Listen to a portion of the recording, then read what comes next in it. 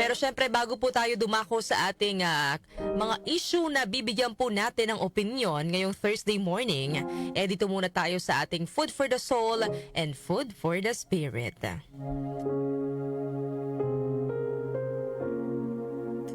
Ang aking pong ibabahagi sa inyo ngayong umaga ay tungkol po sa isang langgam at isang elepante.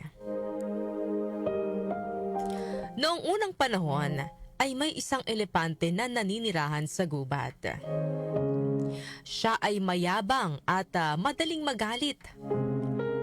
Ipinagmamalaki niya ang kanyang lakas at malaking katawan. Dahil dito, takot na takot sa kanya ang ibang mga hayop sa gubat. Gustong-gusto niyang ipakita ang kanyang lakas at palagi niyang ginugulo ang mga maliliit na hayop. Sa parehong gubat, may nakatira ring pamilya ng mga langgam sa isang maliit na butas. Ayaw ng mga langgam sa elepante dahil sa kanyang kayabangan. Isang araw, habang papunta ang mga langgam upang mag-ipon ng pagkain, hinarang sila ng elepante at binuhusan ng maraming tubig gamit ang kanyang trunk. Nagalit ang isa sa mga langgam at sinabi, "Ano sa tingin mo ang ginagawa mo? Masaya ka bang nang bubuli ng mas maliit sa'yo?" Sumigaw naman ang elepante at sinabing, "Manahimik ka!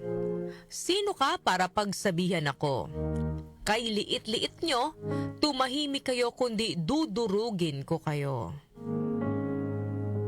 Wala naman pong nagawa ang mga langgam, kundi manahimik na lang at umuwi sa kanilang tahanan.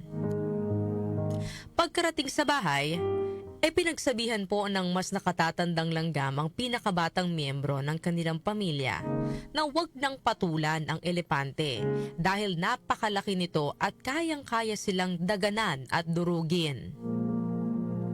Napaisip naman po yung batang langgam. Alam niyang may punto naman ng kanyang pamilya, ngunit nais niyang turuan ng leksyon ng elepante upang hindi na ito mambuli pa ng ibang mga hayop. Nang sumapit ang gabi, lumabas ng kanilang bahay si langgam at nagtungo sa elepante. Nakita niyang elepante na mahimbing na natutulog. Kaya naman, sinamantala niya ang pagkakataon.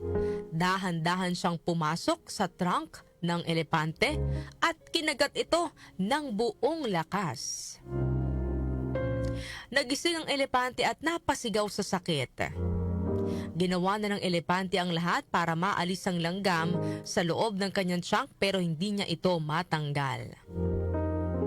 Hanggang sa nagmakaawa na ang elepante sa langgam na tigilan na ang pagkagat sa kanya dahil hindi na niya kaya ang sakit. Nang sigurado na ang langgam na natuto ng elepante, tumigil na ito sa pagkagat at sinabing, "Ganito ang nararamdaman ng iba kapag sinasaktan mo sila." Pagkatapos ito, umalis po ang langgam at iniwan ang umiiyak na elepante.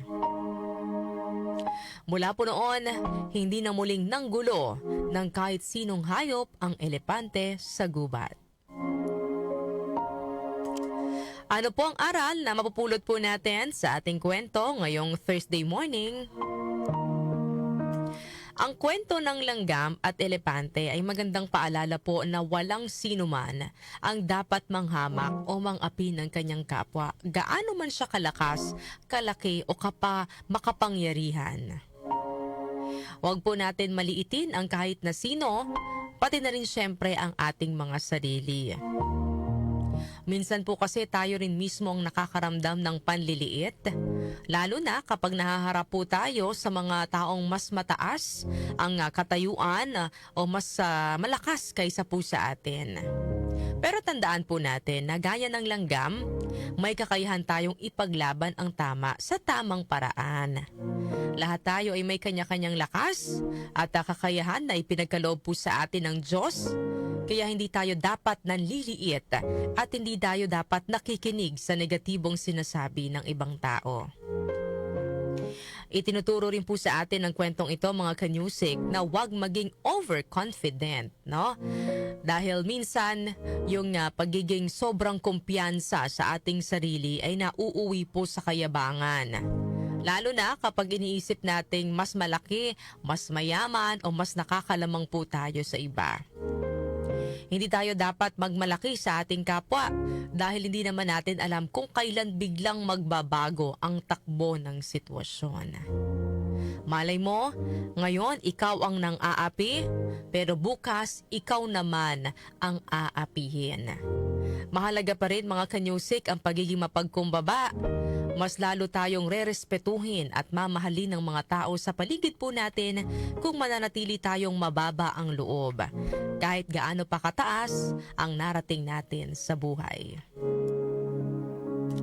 Sabi nga po sa Mateo chapter 23 verse 13, ang nagmamataas ay ibababa at ang nagpapakumbaba ay itataas. Malinaw po na paalala ito sa atin mga kanyusik na hindi kailanman natutuwa ang Diyos sa kayabangan o yung pagmamataas. Sa halip, mas pinapahalagahan po niya ang pusong marunong magpakumbaba. Yan po ang ating Food for the Soul and Food for the Spirit ngayong araw po ng Thursday.